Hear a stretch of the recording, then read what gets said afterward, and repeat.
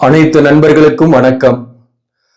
உங்கள் ஆஸ்ட்ரோ பழனிசுவாமிகள் பேசுகிறேன். இந்த காணொளியில சிம்மம் ராசிக்கு இந்த ராகுகேது பெயர்ச்சியால் மன அழுத்தமான வாழ்க்கை, இது ஒரு பொது பலனாக பார்க்கலாம். இந்த கேது ராசியிலையும் ராகு 7ஆம் இடத்துலையும் வரப்போகுது மே 18ஆம் தேதியில இருந்து. அதே போல இந்த சிம்ம ராசிக்கு ஏற்கனவே கண்டகச்சனியே மேக்சிமம் வாழ்க்கையில கண்டம் பண்ணிட்டு இருக்கோன்ற மாதிரி நிறைய பிரச்சனையை கொடுத்துருக்கோம். திருமண வாழ்க்கையில பிரிந்திருக்கிறது, சில பேருக்கு திருமணமும் ஆயிருக்கும், திருமணம் ஆகாதவர்களுக்கு திருமணம் ஆயிருக்கும், திருமணம் ஆன பின்பு பிரச்சனையோட பிரிந்திருக்கிறது, அல்லது தொழில் காரணமாக பிரிந்திருக்கிறது, ஏதோ ஒரு வகையில வேலை பார்க்கக்கூடிய இடத்துல சக பணியாளர்களால நிறைய இடைஞ்சலுக்கு உள்ளாகிறது. அதே போல சில பேருக்கு குடும்பத்தை விட்டு தொலை தூரத்துல வேற ஒரு ஊர்ல போய் வாழக்கூடிய சூழ்நிலை, தனித்து இருக்கக்கூடிய சூழ்நிலை, வேலையிலும் ஒரு அன்சாட்டிஸ்பேக்ஷனோடையே இருக்கக்கூடிய சூழ்நிலை. இப்படிதான் கண்டகச்சனி போனது. இந்த கண்டகச்சனி முடிஞ்சிருச்சு, அடுத்தது அஷ்டமத்து சனி என்ன பாடுபடுத்துதோ அப்படின்ற ஒரு பயத்துல இப்ப இருப்பீங்க. நம்ம ஏற்கனவே சனி பயிற்சி பலனை போட்டிருக்கிறோம்.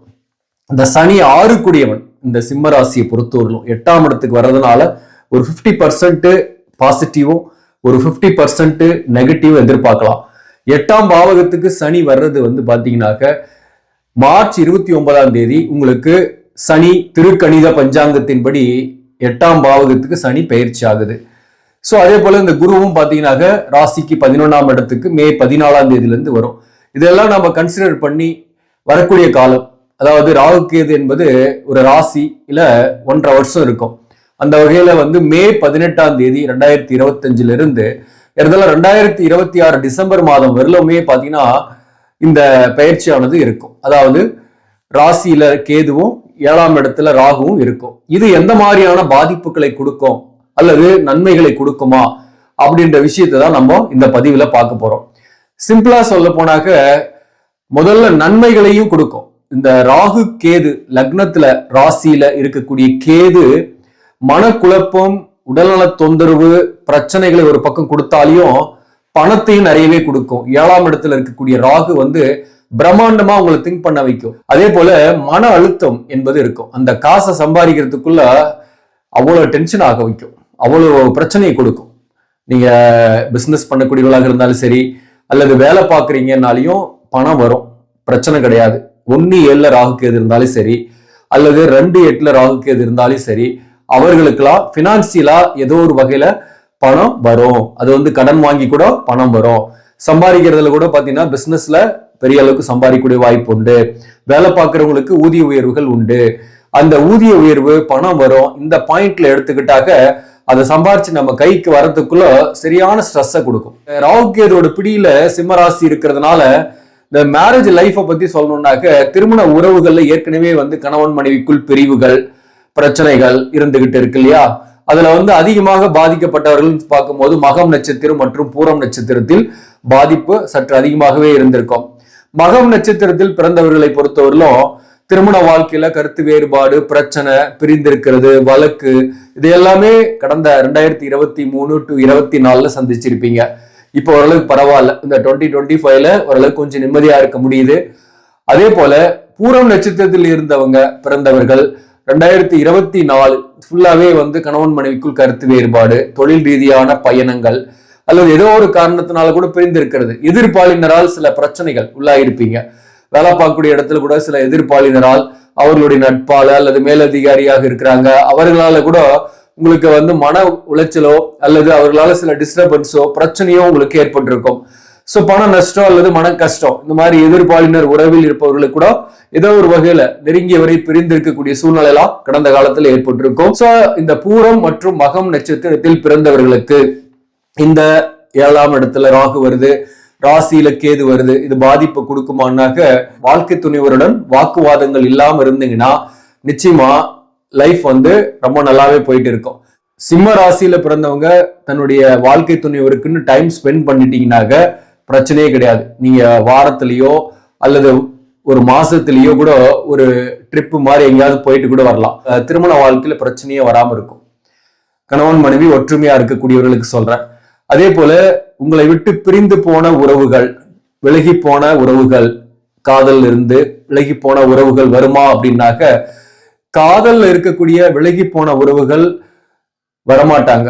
ஆனா உங்களுக்கு புதிய உறவுகளும் இந்த காலகட்டத்தில் வரும். திருமணம் ஆகலனாக திருமணத்திற்கான வரனும் வரும், திருமணமும் ஆகக்கூடிய வாய்ப்புகள் வரும். அதே போல கணவன் மனைவி பிரிந்து போயிருக்காங்க, தொழில் காரணமாக பிரிந்திருக்கீங்க அப்படின்னாக்க சேர முடியுமா அப்படின்னாக்க கண்டிப்பா சேரக்கூடிய வாய்ப்பும் வரும். அது தொழில் காரணமாக பிரிஞ்சிருக்கீங்கன்னா கண்டிப்பா சேரலாம். சுப நிகழ்ச்சிகள்லாம் நடக்கும். இந்த குரு 11ஆம் பாவகத்தில இருந்து 5ஆம் இடத்தை பார்க்கறதுனால திருமணம் ஆகாதவர்களுக்கு திருமணம் ஆகும், வரன்கள் வரும், புத்திரபாக்கியம் உடனே கிடைச்சிரும். புத்திரபாக்கியம் நீண்ட நாளா இல்லாம ட்ரீட்மெண்ட் எடுத்துட்டு இருக்கிறீங்க அல்லது கோவிலா போயிட்டு இருக்கீங்கன்னா கூட புத்திரபாக்கியம் கிடைக்கக்கூடிய வாய்ப்பு இந்த மே மாதத்திற்கு மேல கண்டிப்பாக உண்டு. ஸோ 2026ல மேக்சிமம் புத்திரபாக்கியத்தோட இருப்பீங்க. இல்லத்தில் ஒரு புது வரவுகள்லாம் ஏற்படும். இப்போ சப்போஸ் உங்க பிள்ளைகளுக்கு திருமணம் செய்து வைக்கிறதுக்கு முயற்சி பண்றீங்க, இத்தனை காலமா வரன் வரலன்னாக்க இந்த நேரத்துல அருமையா வரன் வரும், கரெக்டா செட் ஆகும், சுப காரியங்கள் செட் ஆகும். அதே போல உங்க பிள்ளைகள் மூலம் மகிழ்ச்சி அடைவீங்க. அப்போ பிள்ளைகளுக்கு வேலை கிடைக்கும் அல்லது பிள்ளைகளுக்கு ஏதோ ஒரு வகையில பெனிஃபிட்டான ஒரு காலகட்டமாக இருக்கும். அதனால உங்களுக்கும் சந்தோஷமாக இருக்கும், பிள்ளைகளால தொல்லைகள் இல்லை. அதே சமயத்துல மன வருத்தம் அழுத்தம் அப்படின்றது எந்தெந்த வகையில ஏற்படும்ன்றதை நாம சொல்லிடுறோம். கேது ராசியிலிருந்து பண விரயத்தை ஏற்படுத்துவாரு. ஒரு பக்கம் பணம் நிறைய சம்பாதிக்கலாம் அல்லது கொஞ்சம் கடன் கூட வாங்கலாம், அதுக்கான வாய்ப்புகள்லாம் உண்டு. சில பேருக்குலாம் வீடு வாகனம் வாங்கக்கூடிய வாய்ப்புகள் உண்டு, அதன் மூலம் கடன் ஏற்படும். சில பேருக்கு பாத்தீங்கன்னா தொழில் விருத்தி பண்றதுக்காக கூட்டு தொழில் ஆரம்பிக்கலாம் அல்லது சொந்தமா ஆரம்பிக்கலாம்னு கூட கடன் வாங்குவீங்க. சோ அந்த அடிப்படையிலும் கடன் ஏற்படக்கூடிய வாய்ப்பும் இந்த காலகட்டத்தில் உண்டு. மொத்தத்துல மற்றவங்க பணமாவது உங்க கையில போறலாம் அப்படின்றத நான் சொல்ல வரேன். ஆனாலும் இந்த மன அழுத்தம் எந்த வகையெல்லாம் உங்களுக்கு ஏற்படும் அப்படின்னா ஸ்ட்ரெஸ்ஃபுல்லா இருக்கும் லைஃப். எப்படின்னாக்க கணவன் மனைவி உறவு நிலையில சச்சரவுகள் இருந்துகிட்டே இருக்கும், அதுல ஸ்ட்ரெஸ்ஃபுல் ஆகிறதுக்கு வாய்ப்பு உண்டு. உங்களுக்கு ஹெல்த் இஷ்யூஸ் வரும், அதுல ஸ்ட்ரெஸ் ஆகுவீங்க. அல்லது உங்களுக்கு நெருங்கியவர் பிள்ளைகளுக்கு வாழ்க்கை துணைவருக்கு ஹெல்த் இஷ்யூஸ் மெடிக்கல் ட்ரீட்மெண்ட் அதுக்கு பண செலவாகிறது, அதுல ஸ்ட்ரெஸ் ஆகக்கூடிய வாய்ப்பு உண்டு. இதுதான் மேஜரான விஷயம். ஸோ கேது ராசியில் இருக்கும் போது சந்திரன் மேல போகும்போது பாத்தீங்கன்னா குழப்பங்களே நிறைய இருக்கும். எந்த ஒரு முடிவு எடுக்கிறதுனாலையும் இரட்டை மனம் வரும். இதை எடுக்கலாமா அந்த முடிவு எடுக்கலாமான்ற அந்த கன்ஃபியூஷன் மைண்ட்லயே போயிட்டு இருப்பீங்க. அந்த கன்ஃபியூஷன் மைண்டை அவாய்ட் பண்ணணும். அதே போல ஆன்மீக விஷயத்தில் ஈடுபாடுகள் அதிகரிக்கும். அந்த உறவுகளால சில நச்சரிப்புகளும் இந்த காலகட்டத்தில் வாய்ப்பு ஏற்படும். அதனால ஏதாவது ஒரு வகையில் இன்வெஸ்ட்மெண்ட் பண்ணிடுங்க. இந்த படிக்கக்கூடிய மாணவர்களை பொறுத்தவரையிலும் இந்த நீட் போன்ற எக்ஸாம் ப்ரிப்பேர் பண்ணிட்டு மெடிக்கல் ட்ரை பண்றீங்க அப்படின்னாக்க எக்ஸ்பென்சஸ் ஆகும். நீங்க வாய்ப்பு கிடைக்கும், பேமெண்ட் சீட்டா கிடைக்கும், எக்ஸ்பென்சஸ் பண்ணி தான் படிக்கிற மாதிரி இருக்கும். அல்லது வெளிநாட்டுல போய் படிக்கக்கூடிய வாய்ப்பு சில பேருக்கு ஏற்படும். இந்த 8ஆம் இடத்துல சனி இருக்கிறதுனால மேக்சிமம் இடமாற்றம்ன்றது பதவி உயர்வோடு கிடைக்கிறதுக்கும் நிறைய சான்சஸ் இருக்கு. அது ஊதிய உயர்வோ அல்லது பதவி உயர்வோடு கிடைக்கிறதுக்கும் வாய்ப்புகள் அரசு பணியில் இருப்பவர்களுக்கு இருக்கு. இப்போ பாத்தீங்கன்னாக்க உத்திரம் 1ஆம் பாதத்துல பிறந்தவர்களுக்கும் மன அழுத்தமா இருக்கும். சில விஷயங்கள்ல டென்ஷன்கள் இருந்துகிட்டு இருக்கும், உடல்நலத்துல தொந்தரவுகள் இருக்கும், அல்லது உங்களுடைய நெருங்கியவருக்கு உடல்நல தொந்தரவுகள், அதனால பண விரயங்கள். அதே போல சில முயற்சிகளில் தடைகள் அல்லது குழப்பங்கள், ஸ்ட்ரெஸ்ஃபுல்லா தான் இருக்கும்.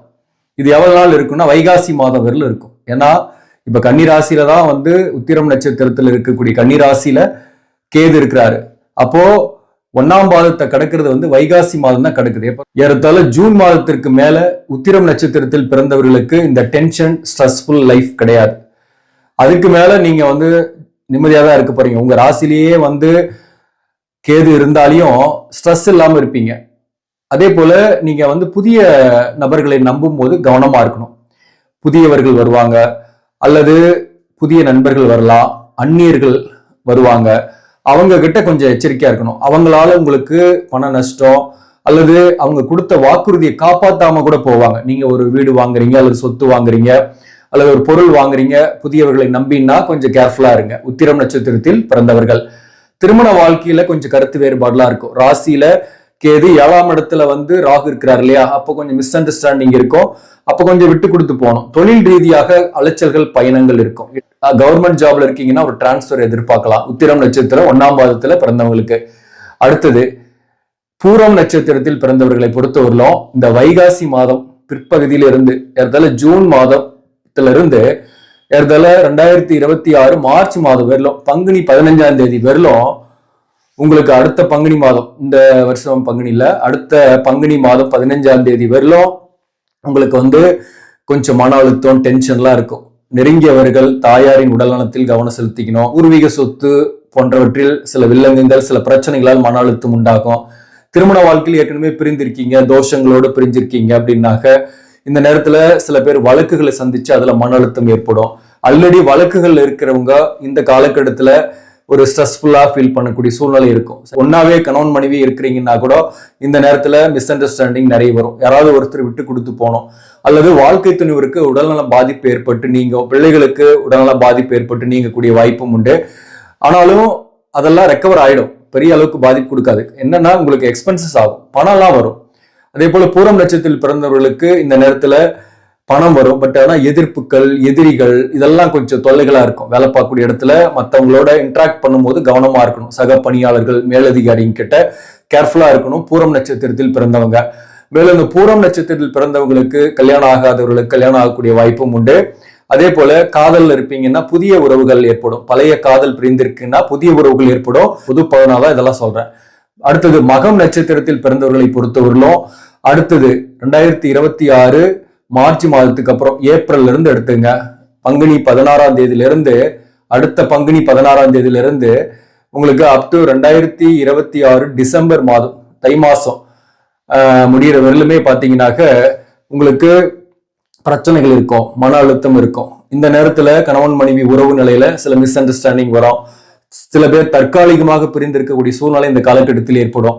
அது உங்களுக்கு கொஞ்சம் டென்ஷன் உருவாக்கும். பிசினஸ் பண்ணக்கூடியவர்களுக்கு இந்த நேரத்துல உங்களுக்கு எதிர்பார்த்த வருமானம் வரும், ஆனாலும் அதை சம்பாதிக்கிறதுக்குள்ள போதுன்ற அளவுக்கு டென்ஷன் இருக்கும், ஒரு ஒர்க் ப்ரெஷர் இருக்கும். வேலை பார்க்கக்கூடியவர்களுக்கு இந்த ஜென்ம நட்சத்திரத்துல கேது கிடக்கும் போது கடுமையான ஒர்க் ப்ரெஷர் இருக்கும். வேலை பார்க்கறதுன்னா கூட ஒர்க் ப்ரெஷர் இருக்கும், இடமாற்றங்கள் ஏற்படக்கூடிய வாய்ப்பு உண்டு. ஈவன் பூரம் நட்சத்திரமா இருந்தாலும் சரி, மகம் நட்சத்திரமா இருந்தாலும் சரி, வேலையில ஒரு மாற்றம் ஏற்படுறதுக்கு நிறைய சான்சஸ் இருக்கு. கவர்மெண்ட் ஜாப்ல இருக்கீங்கன்னா மேக்சிமம் டிரான்ஸ்ஃபர் கிடைக்கும்.